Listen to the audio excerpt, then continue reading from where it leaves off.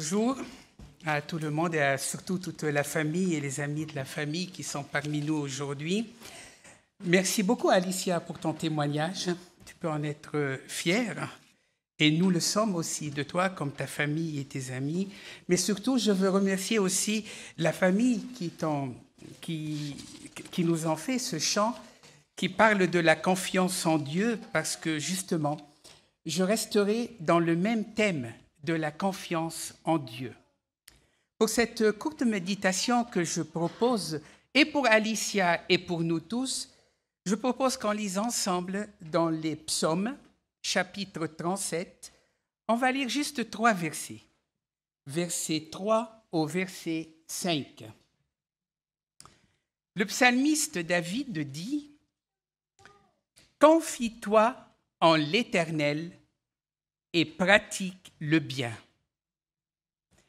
Et le pays pour demeure et la fidélité pour pâture. Fais de l'Éternel tes délices et il te donnera ce que ton cœur désire. Recommande ton sort à l'Éternel. Mets en lui ta confiance et il agira. » Recommande ton sort à l'Éternel. Mets en lui ta confiance et il agira. Je voulais commencer à m'adresser à Alicia, mais elle a disparu. Ce n'est pas grave. Quand vous la reverrez, posez-lui la question, qu'est-ce qu'elle a prévu comme projet pour sa vie? Posons-nous la question à nous-mêmes. Qu'est-ce qu'on a prévu comme projet pour notre vie? Sûrement elle, mais nous aussi, jeunes ou moins jeunes, on a des projets de vie personnelle. Avec qui on veut se marier, la famille qu'on veut avoir, la ville où on aimerait vivre, la maison où on aimerait y habiter. Mais aussi, beaucoup d'entre nous, et probablement Alicia aussi, nous avons des projets professionnels. Ce que nous souhaitons réaliser dans la vie ou se réaliser quelque chose que nous aimons pour le réaliser dans notre vie professionnelle. Tout le monde a des projets, a des vues pour l'avenir. Malheureusement, et tout le monde nous le dira, et on le dira à Alicia quand elle va sortir, il y aura des événements qui vont la contrarier, qui vont nous contrarier dans la vie. Des événements qui vont aller à l'encontre de nos désirs, à l'encontre de ce qu'on souhaite réaliser. Un petit peu à l'image du vent qui est à l'inverse du voilier et qui ne pourra pas le faire pousser dans le droit chemin. Et c'est là où le psalmiste dit « Recommande ton sort ou tes projets, ton avenir à l'Éternel, à Dieu. Recommande ton sort à l'Éternel, mets en lui ta confiance et il agira. » Avant d'aller plus loin, j'aimerais insister sur ce mot « et il agira ». Beaucoup d'entre nous, dans la pratique d'aujourd'hui, où on entend parler de vaccins, si vous avez un petit peu regardé le Pfizer, ils vous diront, si vous vous vaccinez, il est efficace à 95%. En français courant, en d'autres termes, ça veut dire que si vous vous trouvez dans un milieu où le virus existe, et sans masque, c'est pas pareil quand vous avez le masque, et sans masque, vous avez 95% d'être protégé et de ne pas attraper la maladie d'une manière grave. Avec Dieu, ça ne veut pas dire la même chose. Mais en lui, ta confiance ne veut pas dire pour lui, tu mets les chances ou X% de chances de tes côtés pour qu'il puisse agir et répondre à tes souhaits. Le psalmiste, il est affirmatif et il agira. La réponse de Dieu n'est pas une probabilité que ça arrive, quoique même si elle est grande, elle est à 100%. et il agira. Il sera efficace dans ta vie à 100%, pas à X%, 95, 96, 98 et ainsi de suite. Allons-y un petit peu plus loin et posons-nous la confiance, mais que veut dire « aie confiance en moi » ? Combien de fois j'ai entendu ce mot ce matin, vous avez entendu ce matin, dans le psaume qui nous a été lu par le pasteur, dans le témoignage d'Alicia et surtout dans les chants. « Aie confiance en moi ». Quand vous entendez quelqu'un qui vous dit « aie confiance en moi », qu'est-ce que ça sous-entend ? Je ne sais pas si vous avez regardé la série Avocat sur mesure. Probablement, vous l'avez regardé. Vous n'imaginez pas le nombre de fois que ce mot, que cette phrase est dite dans la bouche des différents acteurs. « Aie confiance en moi ».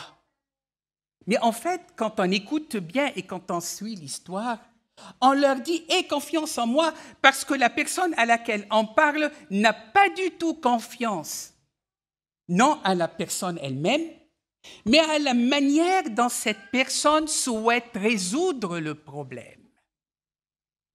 Je ne suis pas d'accord avec ce que tu vas dire, avec la manière dont tu vas résoudre mon problème. Alors on lui dit « mais aie confiance en moi ». La plupart du temps, si vous avez bien regardé cette série, il se plante, y compris celui qui a dit « aie confiance en moi ». Et on remarque qu'on a bien raison parfois de ne pas en avoir confiance. « Aie confiance en moi ». À Dieu, bien sûr. Mais j'aurais aimé qu'on repose une question. Pourquoi ne pas avoir confiance en soi-même ? Pourquoi le fait d'avoir confiance en soi-même n'est pas suffisant? La confiance en soi-même, c'est généralement la norme de ce monde. Pour ceux qui font des études, on leur apprend à avoir confiance en soi, confiance en leurs capacités, confiance en leurs valeurs. Quand vous cherchez du travail et que vous écrivez un CV, c'est justement, vous allez écrire toutes vos compétences dans lesquelles vous avez confiance et qui vont permettre à l'entreprise qui vous embauche d'avoir confiance en vous, de vous embaucher. Ce sont vos valeurs. On apprend aux personnes à chaque âge de notre vie à avoir confiance en soi. C'est la norme dans ce monde, c'est une qualité d'une personne. Alors aujourd'hui, sans vraiment pas nier cette qualité nécessaire dans notre vie, j'aurais aimé te dire, Alicia, et dire à chacun de nous, c'est une condition nécessaire, mais non suffisante. Je vais m'expliquer par un exemple de la géométrie, Alicia. Tu sais bien pourquoi. Si tu prends un triangle, quelle est la condition pour qu'il soit isocèle? Non, ne la laisse pas répondre. La condition nécessaire et suffisante, c'est qu'il ait deux côtés égaux. Mon épouse ne va pas être contente si je fais des fautes. Deux côtés égaux, ou deux angles, mais restons sur les côtés. Prenons le cas d'un triangle isocèle. Cette condition d'un triangle équilatéral, cette condition n'est pas suffisante. Deux côtés qui sont égaux n'est pas suffisante. Il en faut trois. C'est dans ce sens que je dis avoir confiance en soi est une condition nécessaire, utile dans la vie, mais pas suffisante. Pourquoi cette condition n'est pas suffisante? Et c'est là où je vais rentrer un petit peu dans le détail du sujet. Parce que, premièrement, la Bible le dit, mais ce n'est pas parce qu'elle le dit uniquement, je vais te donner des exemples qui le démontrent. La première, la Bible nous dit dans les Proverbes, « Qui se confie en son propre cœur est un idiot, un sot, un fou. » Parce que ça conduit également à la ruine, avoir uniquement confiance en soi. L'exemple biblique qui en parle le plus et que tout le monde connaît, c'est David et Goliath. Je souhaiterais ce matin reprendre pour toi, Alicia, et pour nous tous cet exemple, mais je souhaiterais te le faire voir et nous le faire voir à nous tous sous un autre angle dont on a l'habitude de le voir ou de le comprendre. Tout le monde connaît cette histoire, David et Goliath. David, on a l'habitude de penser que c'est un petit, un enfant dans le sens qu'il est jeune, pas aguerri, pas dans l'âge adulte, mûr, et que Goliath était le grand homme très fort. Effectivement, Goliath faisait plus de 2,5 mètres, c'était un géant. Il était très fort, il avait une énorme cuirasse sur sa tête, il avait une lance de 7 kilos. Tu sais, 7 kilos, quand tu la lances avec la force qu'il a, calcule l'énergie cinétique. Et tu verras la puissance qu'il va y avoir, surtout si tu le ramènes à une pointe. Il avait confiance en sa cuirasse, 90 kilos. Elle pesait. Il avait tout pour être protégé. La cuirasse va le protéger. Son casque va le protéger. Il avait une très forte lance qu'il peut la jeter de loin, très forte. Il a la puissance pour le faire. Il était énorme. Il avait confiance en soi. Rien ne peut l'arrêter. Prenons le cas de David. On nous dit que David était un petit berger chétif, pas très fort. Détrompe-toi. David, pour faire accepter à Saül qu'il l'accepte pour aller à l'encontre de Goliath, il lui a dit, mais ne t'inquiète pas, je ne suis pas un enfant, parce que Saül lui dit, mais tu es encore un enfant, dans le sens que tu n'es pas aguerri. Tu es encore un enfant. Il lui a dit, mais moi, quand je vais paître le troupeau, les brebis de mon père, et qu'il y ait un lion ou un ours qui vient pour me ravir une brebis, je cours derrière la fauve, que ce soit l'ours ou que ce soit le lion.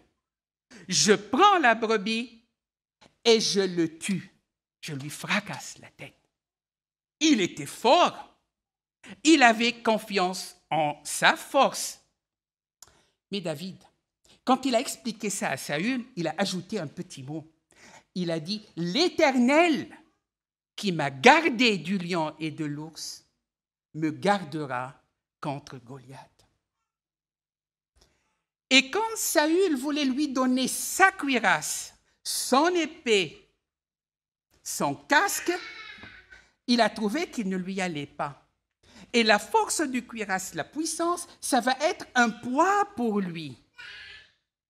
Mettre sa confiance en quelque chose qui est plus grand pour lui, ça va être un poids, ça va le gêner.